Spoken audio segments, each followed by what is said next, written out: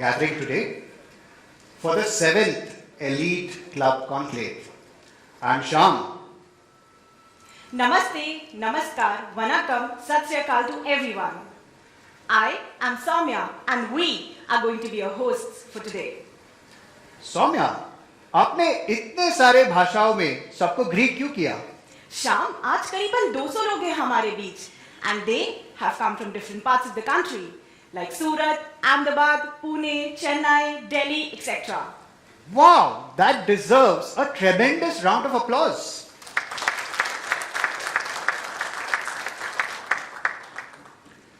अच्छा सौम्या, अब बताइए कि आज का एजेंडा क्या है? Sure. So folks, आज का थीम है Rise Up, which means reimagining India's story, excel in uncertain periods. Markets were volatile last year, but both Indian stock markets and the economy remained resilient.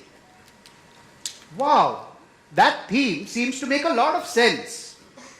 Saumya, लेकिन बताइए ना आज क्या क्या होने वाला है? क्यों श्याम, आपको याद नहीं है? मुझे याद है कि 1 o'clock लंच टाइम है. श्याम, आपको लंच के अलावा कभी और कुछ याद भी रहता है? बट अगर आपने पूछ ही लिया है तो मैं सभी को बता देती हूँ. फोक्स, आज इन्वेस्टिंग के अलग अलग टॉपिक्स पर चर्चा होगी और उसके बाद एक बहुत ही इंटरेस्टिंग पैनल डिस्कशन भी होगा. अरे सौम्या, रुक जाओ, अभी सब कुछ मत बताओ, थोड़ा सस्पेंस तो रहने दो. श्याम, आज बहुत टाइम के बाद आपने कुछ सही बात बोली है. You know, that was quite critical of you. But friends, before we proceed, there are 3 important takeaways for you from this event. Number 1, please make notes. As many notes as possible, considering that we'll be having a lot of presentations, sessions, and panel discussions. Number 2, ask as many questions as you want. After every session, we will be accommodating as many questions as possible. However, if you have stock-specific questions, and I'm sure you will, we have arranged a session right at the end. It's the Q&A session. So at that point of time, you can ask questions related to your stocks. Point number 3, network, make new friends, and have a good time. Saumya, मुझे याद है कि आज क्योंकि ये 7th addition है ना elite club conclave का, क्या आज कुछ स्पेशल होने वाला है? Yes, this time for the first time ever, we have external speakers with us. Wow, who are these speakers? Shyam, जैसे आपने कहा, I think थोड़ा सस्पेंस तो जरूरी है. Saumya, good to see that you are learning from the best.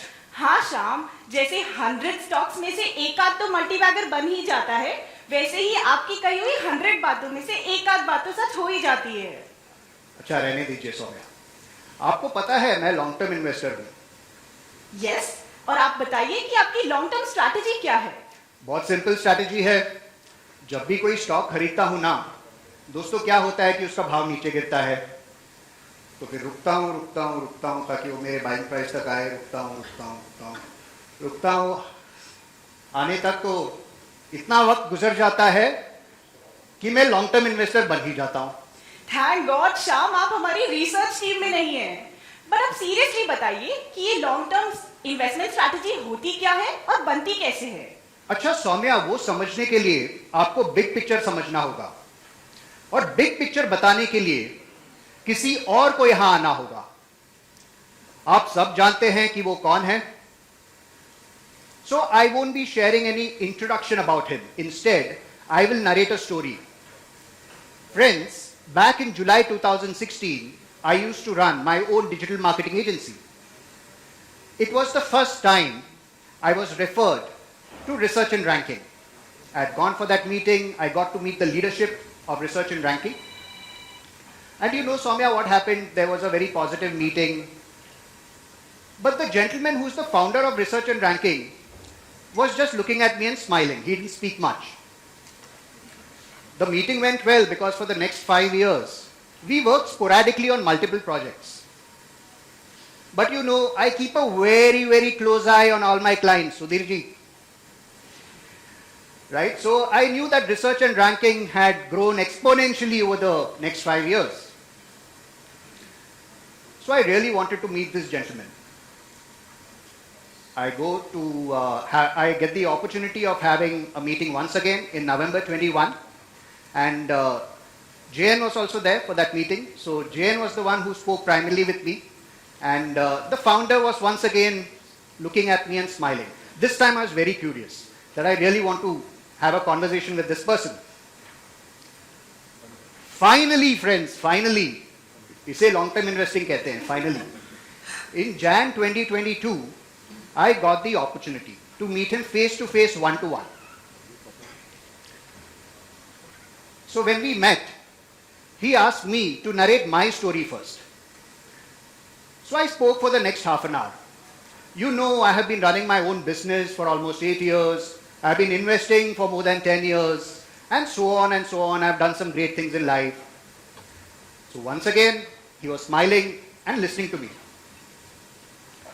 I spoke for half an hour. Don't worry, I won't be speaking for half an hour right now, but I spoke for half an hour that day. And once I was done, he smiled at me, looked at me and asked me, Shyam, आपके portfolio का CAGR क्या है? I told him, sir, कुछ stocks है जो 3 साल में उन्होंने दुगना रिटर्न दिए हैं, कुछ ऐसे इन्वेस्टमेंट्स है जो 4 साल में 5 टाइम्स रिटर्न्स दिए हैं, कुछ स्टॉक्स है जो नेगेटिव रिटर्न्स दिए हैं. श्याम, पोर्टफोलियो का कैगर क्या है? मन ही मन में मैं सोच रहा था, सर ऐसा क्या पूछ लिया आपने, मैं जवाब नहीं दे पा रहा था. That is when he started talking about his vision. His vision, Soumya, not just for the company, but for the entire investing community of India. And that day I realized it was his vision and his passion that took the company from 0 to more than 30,000 customers, from a handful of dedicated people to a workforce of more than 300, from just one office location to multiple offices today across the country. And then, in true Godfather style, he made me an offer I couldn't refuse, which was to join the caravan of research and ranking. Soumya, do you know whom I'm talking about? Of course, Shyam. We see him at work every day. So, ladies and gentlemen, I present to you our very own Mr. Manish Goel, who's the founder and director of Research and Ranking, and he will be talking about the big picture. Friends, Sir, a little louder, please. Sir, can we please have you on the stage?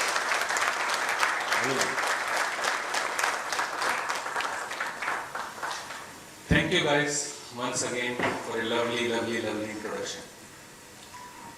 So every time I come on the stage and the way these people have introduced me now, they introduce me the same way. And at least for next 2 days, I feel very happy about it. I eat at least 2 more rotis.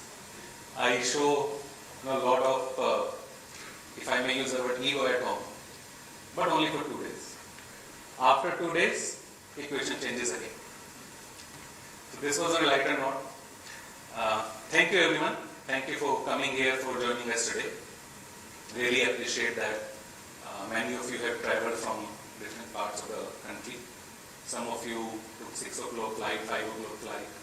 So, yeah, thank you for showing such a commitment. And whatever we do during that day will ensure that the commitment you have shown, by the end of the day you feel it was really worth it. So we'll do our 200% or try to do our 200% to ensure that by the end of the day you feel it was worth it. So before I begin, just 2 points from my side. Point number 1, and more as a request I am saying, please do not make any notes. No need to, because recorded session is available or will be made available on your email. It will come in a few days time. So if you really want to make notes, please do that, when you comfort when you go. Today, for next 45 minutes, give me complete attention. Don't give me complete attention, I mean give complete attention to what I'm presenting. So this was point number 1. Point number 2, there are a lot of data points we are going to be discussing, and all these data points have come from different studies and institutions have projected these numbers. So in some of the slides you will see a reference year 2013, some other slide you will see 32, in some other slide you will see some other reference year.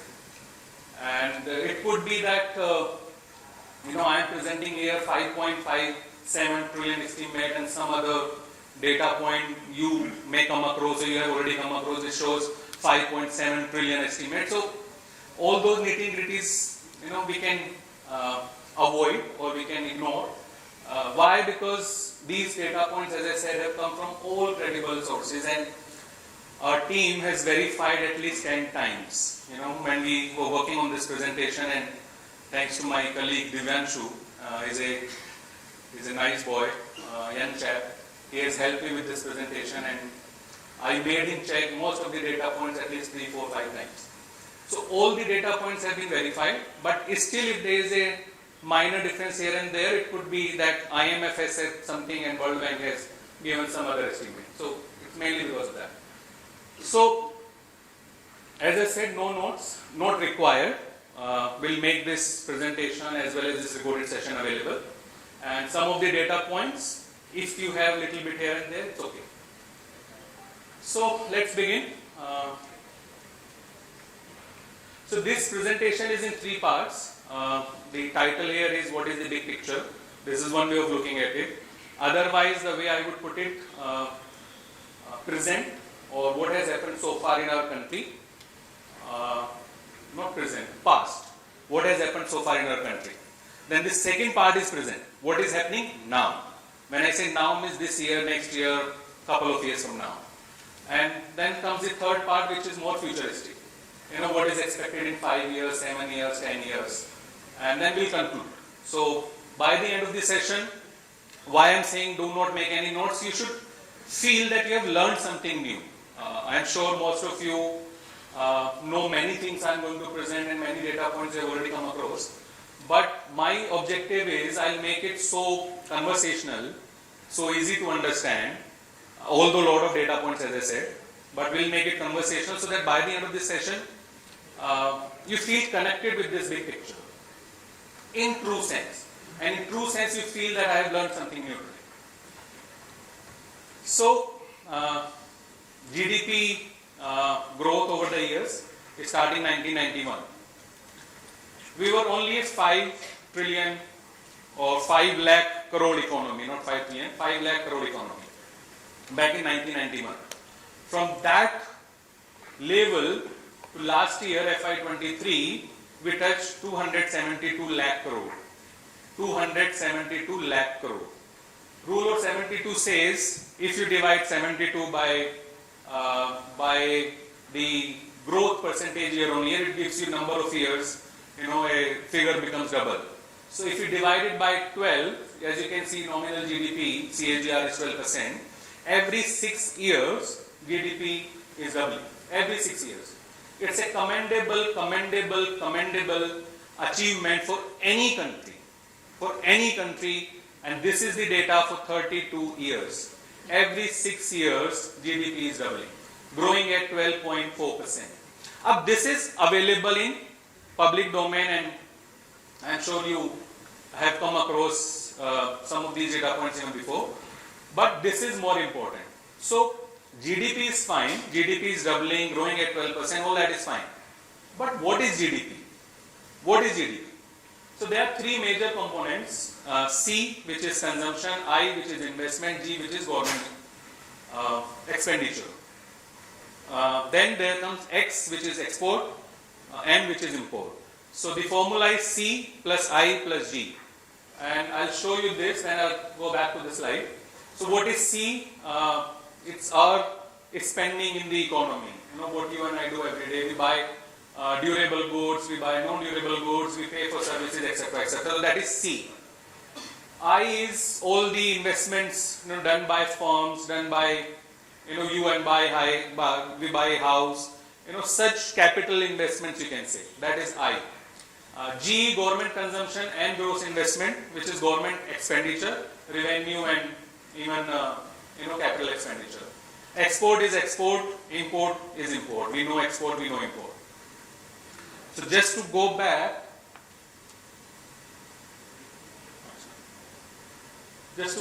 yeah. So C is 164 lakh crore. Out of 272 lakh crore, C is 164 lakh crore, which is 60% of the GDP. And hence, you must have heard many times that we are a consumption-led economy. I'm sure you must have heard many times. Why we are called a consumption-led economy? Because C, which is consumption, is 60% of the economy, which we are contributing to the economy. I, which is investment, is 29%.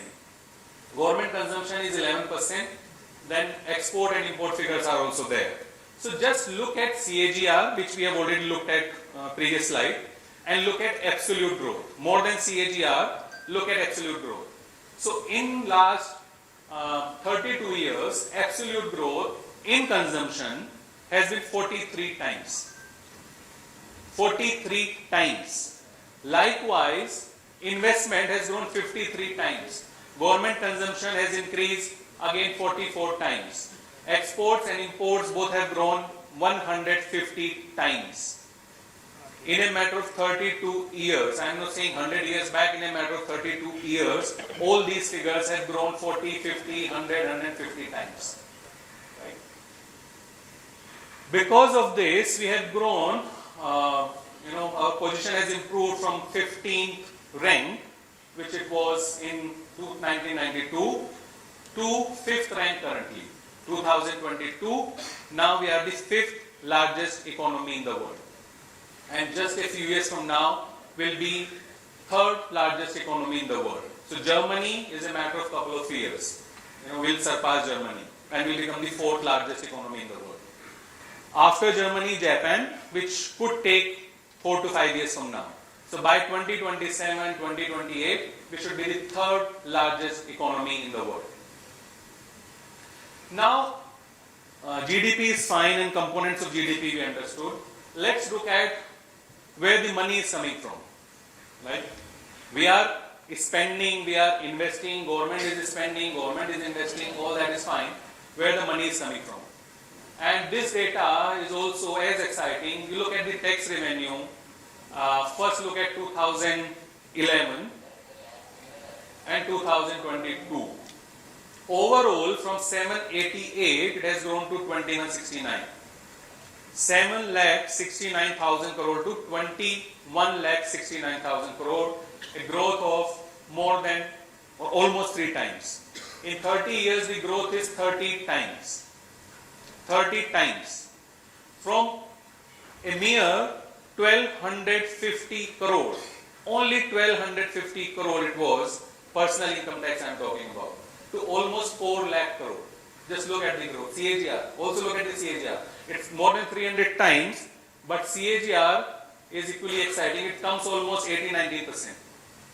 80-19%. From 1200 crore to 4 lakh crore is only personal income tax. Direct tax revenue from 3 lakh crore to 8 lakh crore. Indirect tax revenue again more than 3.5 times, almost 4 times. From 256 lakh crore to 956 lakh crore. Overall, revenue jump has been 40 times in a matter of 30 years.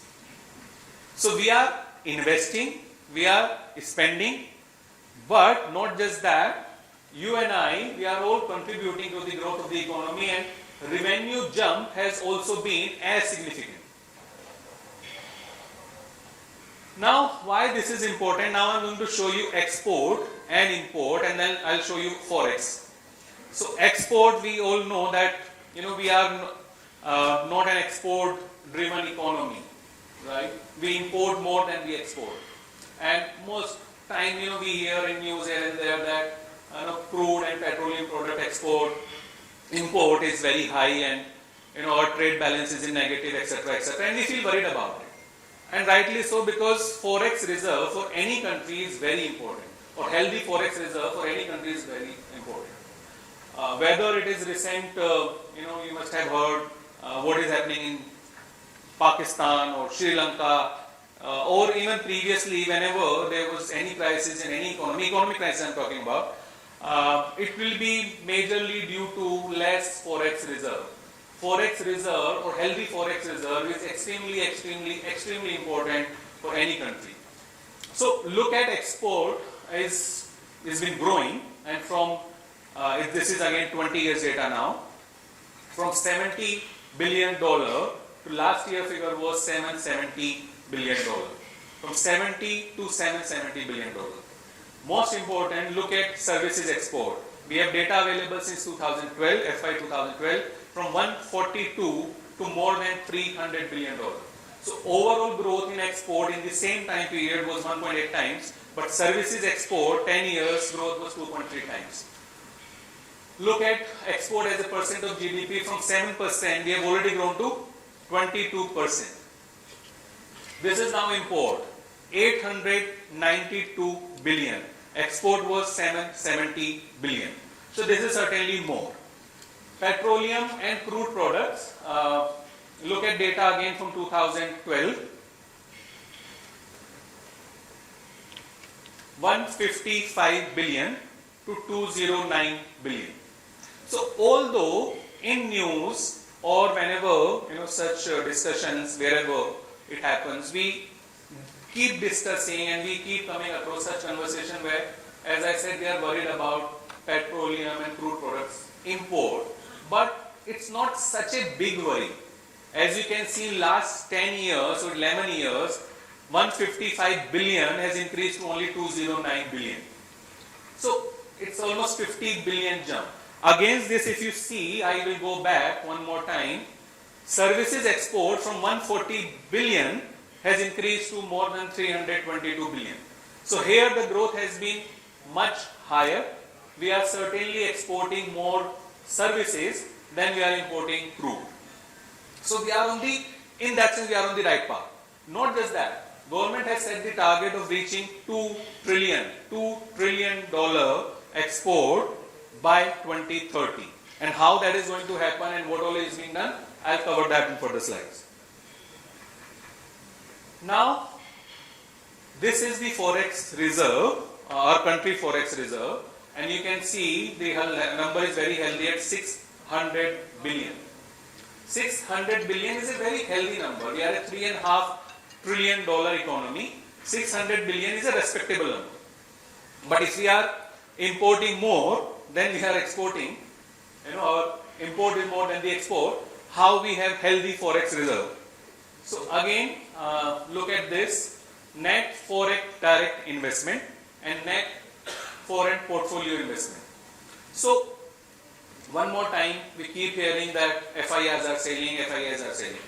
If you look at the data, and let me highlight this, 10.57 billion is yearly average, 10-year average inflow, net inflow I'm talking about is 10.57 billion, which is almost 80,000 crore average.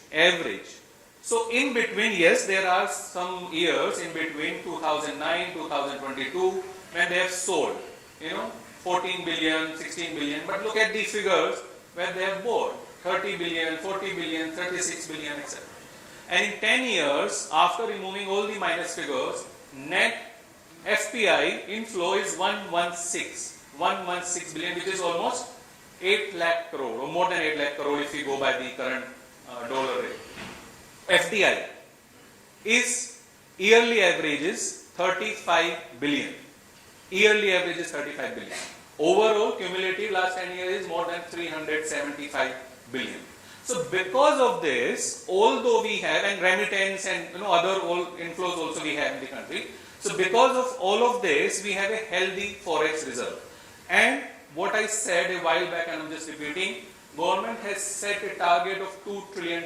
They are aware that, okay, if we have to maintain and if we have to grow our forex reserve even further, then export has to be higher than the import. And enough is being done about it. this is what I am referring to. So this first line you can see is for China and below is for India. So we last year means FY21, not last year, the figure for India was 44 billion. 44 billion. This is net FDI inflow in the country, 44 billion. For China, this figure was 334 billion. And we have surpassed China, in population terms, we have surpassed China. Now we are the most populated country in the world. So they could attract 334 billion net FDI in a year. We attracted only 44 billion. And we are the most populated country in the world. So why I am showing you this slide, there is lot of headroom. This FDI figure and including FPI figure can certainly increase a lot more. Now, because of everything we looked at, GDP and components of GDP and export and import and how countries been growing, how income tax has been growing, other figures has been growing 30, 40, 50 times, everything has been growing 30, 40, 50 times, 12% CAGR, 18% CAGR, 20% CAGR. All of that is resulting into this. So now this is Nifty since FY 2000. Almost 23 years data. CAGR comes 12.3%. And EPS, Nifty EPS, why this growth is healthy? Because EPS has also been growing. So not that companies have not been growing and profits have not been growing, only Sensex and markets have been growing. No, it's not like that.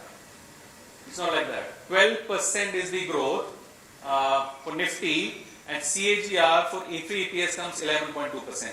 So year on year, for so many years, if GDP has grown at 12%, Nifty has also grown at 12%.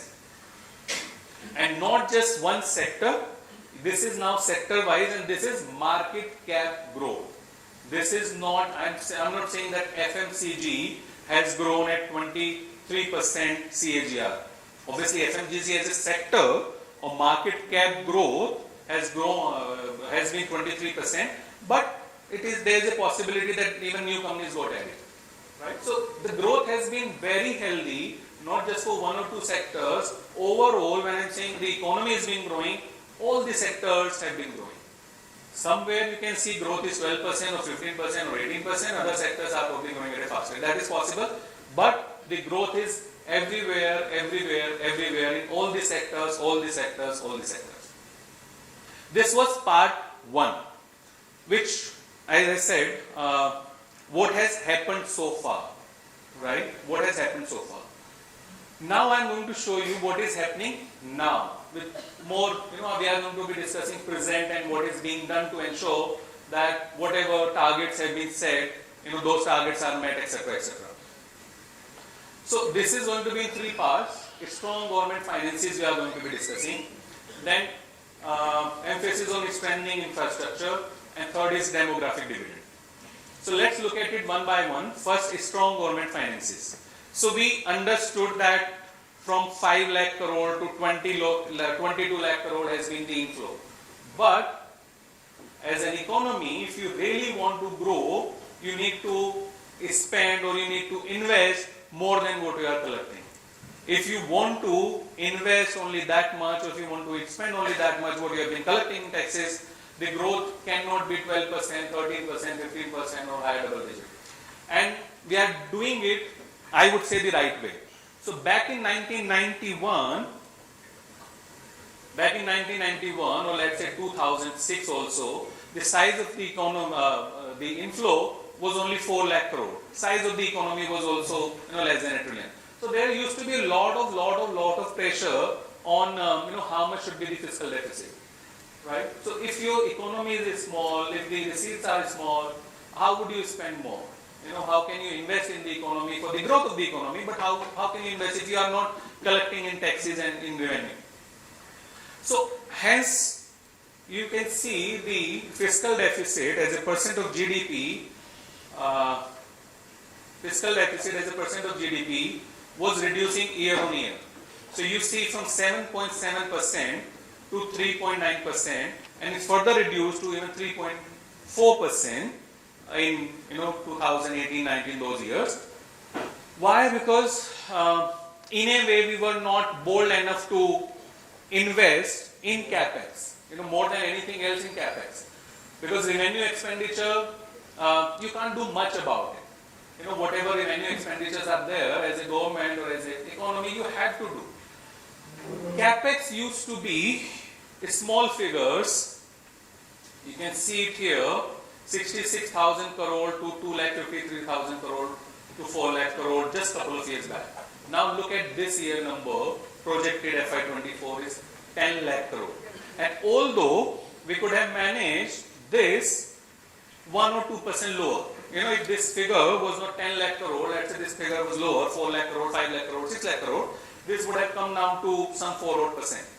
But no, because if we do that, then there will be a problem. There will not be enough investments in the economy from the government side. And if government has not been investing in the economy, how would private sector take the initiative? How more capacities will be built? How are we going to increase exports? How are we going to attract more FDI? And that 17 lakh crore shortfall we looked at the previous slide, luckily, most of it we are financing. It's internal within the country. External debt is only so much. Out of 17 lakh crore, external debt is only 22,000 crore. Otherwise, it's all bonds, treasury bill, a small saving scheme which is PPF, NSC, post office, etc., etc. So it's all internal, and hence we can afford to invest more in capex so that we build capacities, attract more FDI, build infrastructure, and everything grows, because then private sector also it start taking initiative. Look at central government debt as a percent of GDP. It's only external debt as a percent of GDP. It's only 2.8%. It's only 2%. So you keep hearing, I'm sure you keep hearing that fundamentals of the economy are very strong. Why that is said? Because one figure we looked at was forex reserve, $600 billion. Very healthy reserve we have, and it's going to, in all probability, it's going to increase further. This is the second such data point. External debt as a percent of GDP is only 3%. Out of 17 lakh crore, we are borrowing only 22,000 crore from outside. And hence, one more time, fundamentals of the economy are very strong. Now, this is the breakup of that 45 lakh crore. 45 lakh crore, we just looked at revenue expenditure, capital expenditure, total comes 45 lakh crore. Out of 45 lakh crore, 29 lakh crore, 28 lakh crore is inflow, which is tax receipts and other receipts, non-tax receipts. Remaining 17 lakh we discussed is borrowing. How that 45 lakh crore in FY24 will be spent. So this is the breakup of that, and you see this box, interest payment is almost 11 lakh crore. So this is certainly a very big number, but as I said, more and more borrowings are internal. External borrowing or external debt is a very small percentage. So although government paying so much in interest, but as I said, it's all within the family. In a way, it's all within the family. You and I getting this interest payment on our bond and on PPF and NSC and post office, this and that. So in a way, this money is within the economy. Again, we are spending in the economy. So although this figure is a big number, and not just for our country, I'll show you data for other countries also, how the external debt and overall debt percentage is for other countries. But even if you take this number as a big number, acknowledged, but let's not worry too much about it because it's all internal within the family.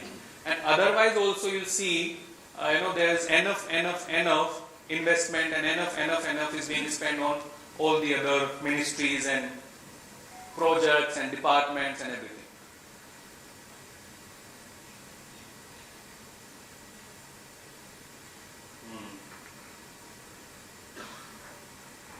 होना तो नहीं चाहिए था।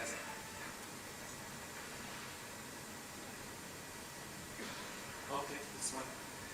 So this is what I was talking about. Central government debt as a percent of GDP for other countries. So in our case of our country, external debt we just looked at, it was only 3%. But overall also, as I said, it's our money parked with the government. Overall also, this percentage is only 55-56%. Here it is 54.3%. But as I said, different estimates could be 1 or 2% here and there. Against our country percentage, 55-56%, US is at 115%. Look at Japan, 221%. Singapore, 164%. So overall also, we are in a safe zone, very safe zone. We are investing so much in capex, otherwise also revenue expenditure. We are allowing our fiscal deficit to go a little higher, outside 3.5-4% range.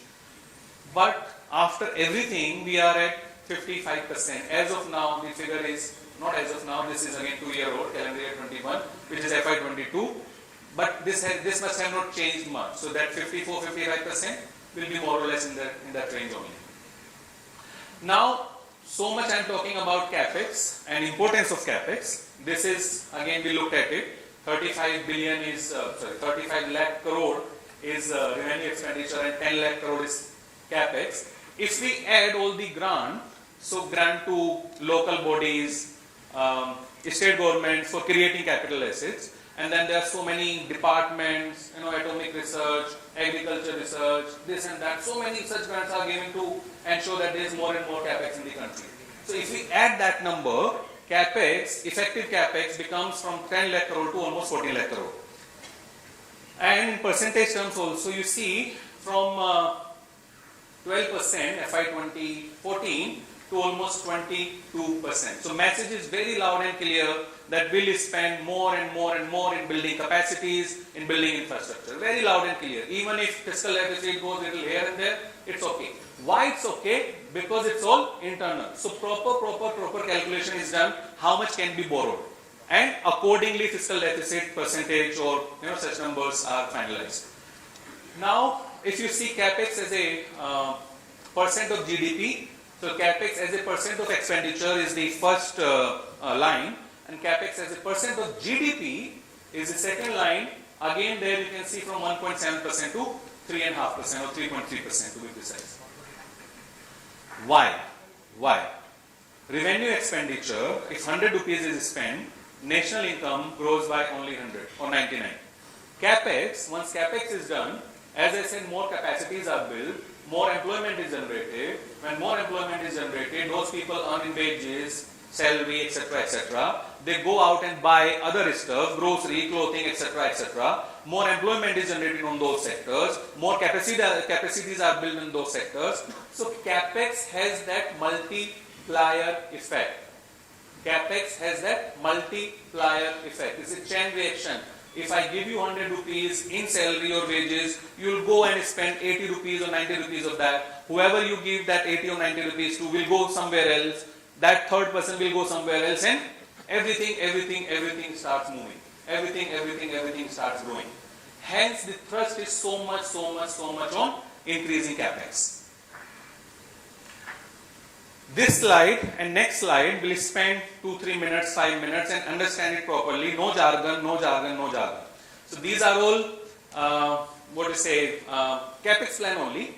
Total is $1.4 trillion. You can say 110 lakh crore, 110 lakh crore, right?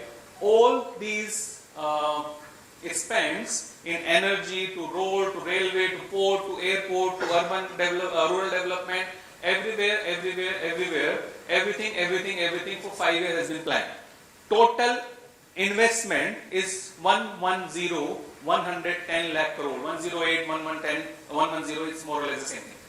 Now out of this, central government is going to fund 39%, state and local government is going to fund 40%, and private sector 21%. Just imagine how much investment that capex figure is central government, and some part of that is included in this also.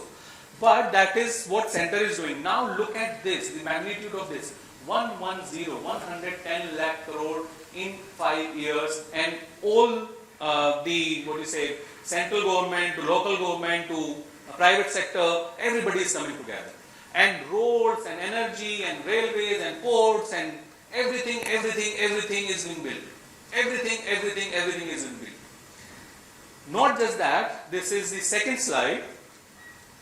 We call it PLI, Performance Linked Incentive. What is PLI? To increase export, we have to manufacture more, right? And our industries, or some of our industries, are not so mature. So what government is trying to do? Government is trying to give them confidence. You produce more, don't worry about it. You produce more. We are giving you money, we are giving you incentive. You produce more and build capacities. Again, one more time. So government outlay is 1.97 lakh crore. Total production is expected to be 35 lakh crore. 60 lakh plus new jobs will get created. As of now, this PLI has been announced for 14 key sectors, but again, more sectors can be added, more outlay can be planned, etc., etc. So, there, previous slide will look at the capex or aggressive capex plan. Not just central government, but they are bringing everybody in, state government to private sector to everybody. Spend more, invest more, we are with you, trying to give that kind of confidence. Hence, those percentages you looked at, 39, 40, 21. Here also they are trying to do the same thing. कि capex भी हो गया, airport भी हो गया, port भी हो गया, रोड भी हो गया, सब हो गया, प्रोड्यूस भी तो करो. Capex means what? Infrastructure. So everything has been created for you to perform, for you to manufacture more. Now let's produce more. And here even that Uber model could apply. Uber model. You are incentivizing now. At a certain point, after a year, 2 year, 5 year, that support or extent of support can be reduced. Once the capacities have been built, new jobs have been created, industries have gained confidence, exports have increased, etc., etc., then probably you don't have to incentivize so much. So this is again very strategic move to give confidence to the private sector, government taking first step.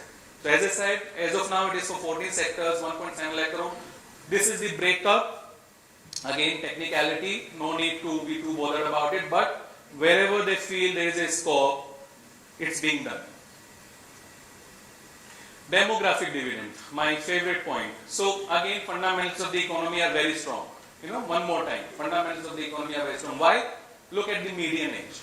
First, let's look at the world average. 32.8 now and 35 after 10 years, 2031 estimate. Against the world average, we are 30.7 now and going to be 33.6. Median age I am talking about. Look at Japan, look at United Kingdom, look at United States. Japan is certainly aging and obviously that's why the economy has not been growing for the last so many years. But look at even other countries. Look at even other countries. And not just this, look at working age population. So that was median age. Now look at the working age population. As I said, we have already surpassed China. So we are the most populated country. We, as of now, this is 2021 estimate. China and India working age population was more or less the same, but we certainly have an edge. And 10 years from now, India is going to be much ahead. This is now working age population. So we are certainly not aging, at least for next 10 years. We are in the safe zone. And population has been growing and working age population has been growing. Hence there is a need to invest so much in the economy now. Hence there is a need to do so much capex now. Because when these people, obviously now also it's a very big number, but even 10 years from now, so much would be required. So much. Because 105, this number is crore. This number is not million. So 105 crore. Just imagine more than 1 billion people at work. And one more time, fundamentals of the economy are very strong. This is one of the reasons, this is one of the points. Now, urbanization, a move towards formalization of economy. What is urbanization and why urbanization is important? Again, no jargon, let's have a conversation. So, first, I'll come back to this slide, but first look at this. Agriculture. Employment mix is 46% of total workforce is employed in agriculture. This is, one more time, FY21. 46% contributing only 19% in GVA. GVA is nothing but gross value of goods and services produced by an industry sector region, in an economy, etc. So there is not too much of a difference between GDP and GVA. You just add subsidies and remove taxes and GDP becomes GVA. That's a simple formula. So this number was 216 lakh crore against the GDP of 234 lakh crore. So 46% contributing 19% and 42% employment in services contributing 61%. 11% contributing 15% in GDP. Right? So you certainly see services 42%, 61% and agriculture from 60% to 46% employment, but contribution is only 19%. So if some workforce can be moved from here to here, the incremental growth can be much higher. And it is not that these people in a rural part of the economy, they are less smart, less intelligent. No. Formalization of economy and urbanization does not mean that everybody has to come to Mumbai. No. It is about, formalization is what? It is about having, it is about providing an access of similar level of infrastructure, school, hospital, employment opportunity, right, etc., etc.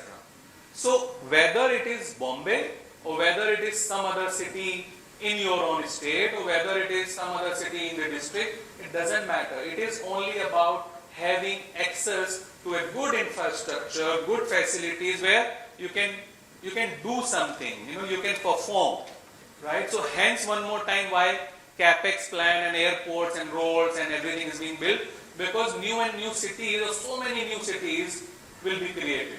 Everybody cannot be called in Mumbai, right? Or Delhi or Chennai or those 4 or 5 or 10 cities. So new cities will get created. But formalization is important, urbanization is important, providing access, same level of infrastructure, same level of facilities, same level of everything is important, and then this shift from here to here will help that we grow at a faster rate. So how it's likely to grow? 1990 it was 26%, FY 2020 35%, and the estimate for 2030 is 40%. This I am saying urbanization, rate or percentage of urbanization. Now, how that will help? When more people move to cities, when more people have access to same level of infrastructure, facility, tools, everything. Obviously, there will be more income generated in the economy, and people will be able to spend more. So this is that consumption trend, and we are a consumption-led economy. We looked at the presentation, first part of the presentation, and hence we are called that we are fundamentals of the economy are very strong. Per capita income, 2023 estimate is $2,500. This is likely to grow to almost $6,000 in another 10 years. And not just that, look at the discretionary spend. This is more important.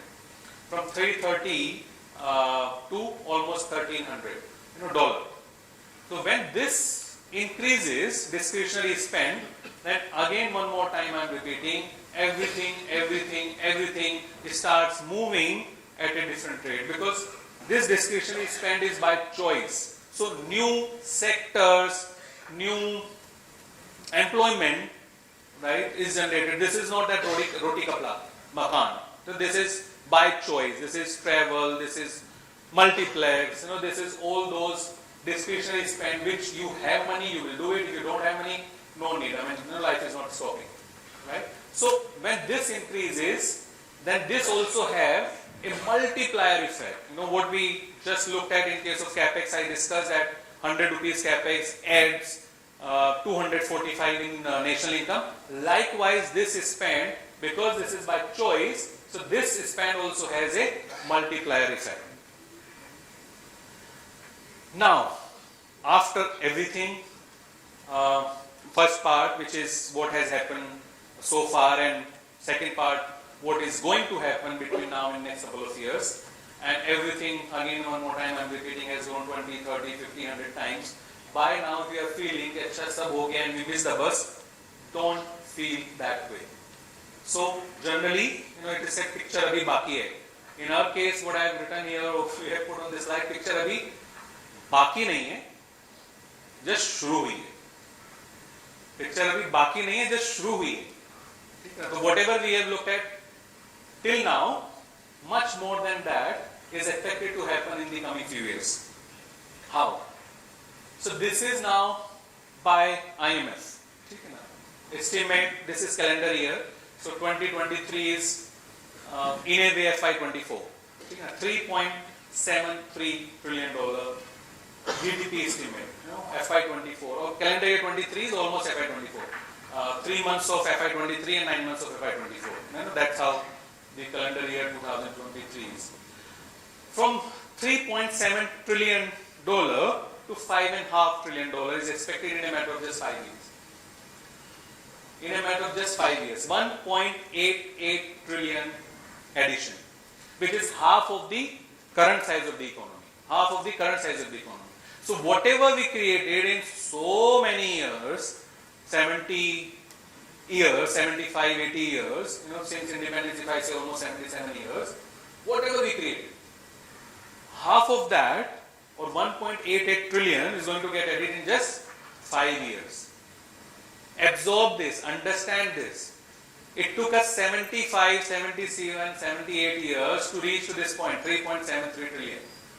We are going to add another 1.8 trillion, which is half of that in just 5 years. And hence I said picture abhi baki nahi hai, just shuru hui hai. Look at this, one more very, very interesting data point, and this will encourage most of you, most of us sitting here today. This is now household. Household is nothing but total population, let's say 100 crore, is divided by 4. There is no set formula, I am not giving a set formula, but more or less it works that way. So 2030, the population size is expected to be almost 140 crore divided by 4 household. Number of household comes around 354 million, which is 35 crore. 2010, look at first three, elite, affluent and aspirers. Number of household in 3 categories, earning 5 to 10 lakh, 10 to 20 lakh and more than 20 lakh. Number of household 51 million. Percentage terms 21%. 21 million. 51 million. 21%. To almost 170 million. 170 million households.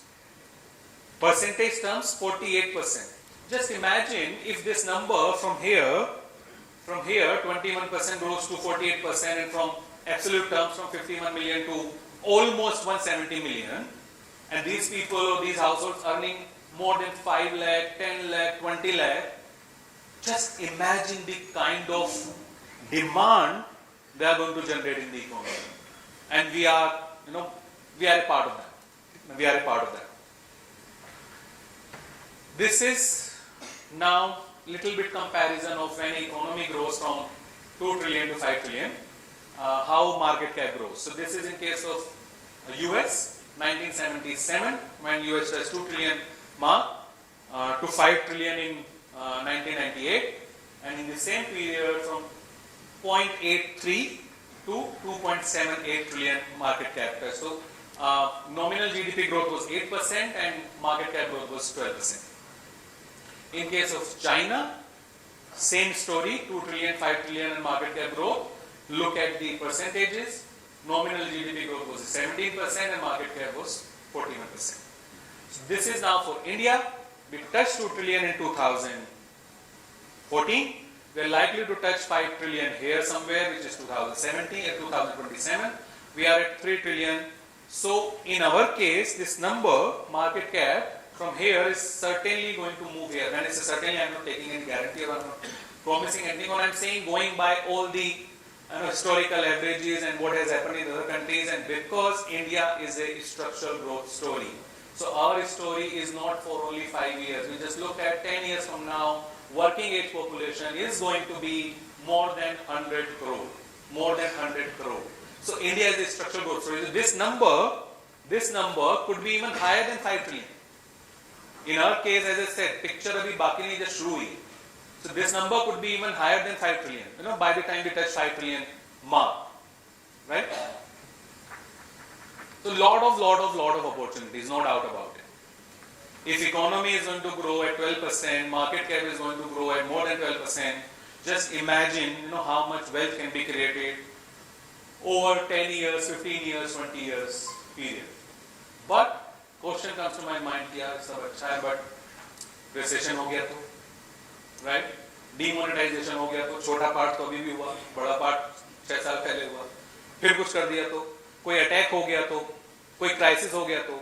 So this is the resilience of our economy. Just look at the number, and in this case we have gone back to 1951. Economy size or GDP size was only 10,000 crore. 10,000 crore. If you say 1951, you are going too back, then you don't want to look at if 70 years back data. Then this is more relevant, which is 1995 lakh crore. If you want more recent, then look at this, 112 lakh crore. So in between, there is no, if I may say that, there is no dearth of crisis. Different types of crisis. Attack to recession to global financial crisis to war to COVID to demonetization. All I am saying, obviously I am not trying to predict what could happen in 5 years from now, 10 years from now. All I am trying to say that all of whatever could happen in next 5 years, 10 years, 20 years, all of that has happened in the past. And still we have grown from 10,000 crore to 272 lakh crore. And whether you take this as a starting point or you take FY90 as a starting point or you take any other year as a starting point, it's been just growing and growing and growing. Even here you say poverty rate has been reducing, literacy rate has been growing, right? Life expectancy at birth has been growing, mortality rate has been increasing. So on all parameters, whether all the economic parameters or such type of parameters, poverty rate to literacy rate to anything, you can look at data in any manner, you will realize just one thing, that this country has a future. This country has a future. Now this is a summary slide. We have discussed consumption drivers, we have discussed urbanization and how and why this is important and how this will help in ensuring that more and more consumption drivers are there in the economy. The third one, supply side bottlenecks, we have not discussed. I'll discuss that briefly. Fourth, which is rising manufacturing, again I'll spend a minute there. And physical infrastructure we have discussed in detail. But this is all the factors combined setting the stage for a multi-year bull run. So this one we looked at it from $2,500 to $6,000 and how discretionary spend is going to increase, etc., etc. This is certainly help that consumption growth or consumption story, what we have remains intact. This is the urbanization trend we looked at. Now let's spend a minute there. This slide we didn't look at it earlier. Supply side bottlenecks. So now PLI is there, performance linked incentives are there, but what if we don't remove those those other challenges? We call it supply side reforms. Labor laws to land reforms to tax reforms to insolvency and bankruptcy code. So enough is being done to remove supply side bottlenecks. This is important, the 2 trillion mark, 2030. This is now manufacturing. So we are at, this is now 50 lakh crore. So this is almost at $770 billion we look at. From here, around this time, by 2030, we are going to ensure that we become a 2 trillion export economy. 2 trillion. And manufacturing is going to play a big role. Why? Because if you, previous slide we looked at 105 crore. Look at the size of the population, 105 crore working age population. So services is good and contribution of services is good and everything is good, but when you have so much, population, I'm saying you have so much, that everybody cannot be deployed there, right? So manufacturing becomes very important. What China has done in last so many years, they have the same advantage even now, and they are going to have the same advantage that they have a lot of population and labor, and they can manufacture and they can become the the manufacturing hub of the world. So similarly, even for us, the manufacturing services is important, contribution of services is important, everything is important, but manufacturing is equally important. And hence PLI, hence so much is being given to give confidence to the industries. You produce. Why? Because we have to import less and we will be able to export more, right? This we have looked at why capex is important, so much important, because without capex, very difficult to grow the economy. At a rate, we are planning to grow it. Now, not just that, we are going to become a $1 trillion digital economy. So everything we discussed till now was about physical, infrastructure, capex, blah, blah, blah. Now look at, this is called Gem Trinity. So internet users is going to be almost 94% of the total population. Smartphone users, again 94% of the total population. Aadhaar card, 94% of the total population. Look at the numbers, 1398 million, which is almost 140 crore. Look at the e-commerce sale to digital lending market size to edtech industry revenue. This is going to make us a $1 trillion digital economy in a few years from now. Now, with everything happening around, what is required? So this is now, I'm talking to you more as an investor. And this is my belief, and you will hear this from us, from ResearchAndRanking. I don't know how many times in the times to come you'll receive many messages and emails and audio notes and video notes around it. So we truly believe that to become a successful investors, this 3C framework works beautifully. First is clarity, which is invest in knowledge. Right education will empower you and make you an informed investor. Second is consistency. Don't try to time the market. Be there for years and years to come. And third, last but not the least, compounding. We have always heard that compounding is the eighth wonder of the world. We have always heard. All I'm saying, let it do the magic for you. So, you don't have to worry even 0.0001% of the, about the prospect of this economy. You don't have to worry, even 0.0001%. All you need to worry about is whether I will be able to do the right things in the right manner. Growth has been happening continuously. We just looked at 1.88 trillion is going to get added. We just looked at from 3.3 trillion market cap, 5 trillion market cap is just a matter of time. So it's been happening. How you can take advantage, I'm discussing that. If you focus on these three, invest in knowledge, be there for years and years to come, and let compounding do the magic for you.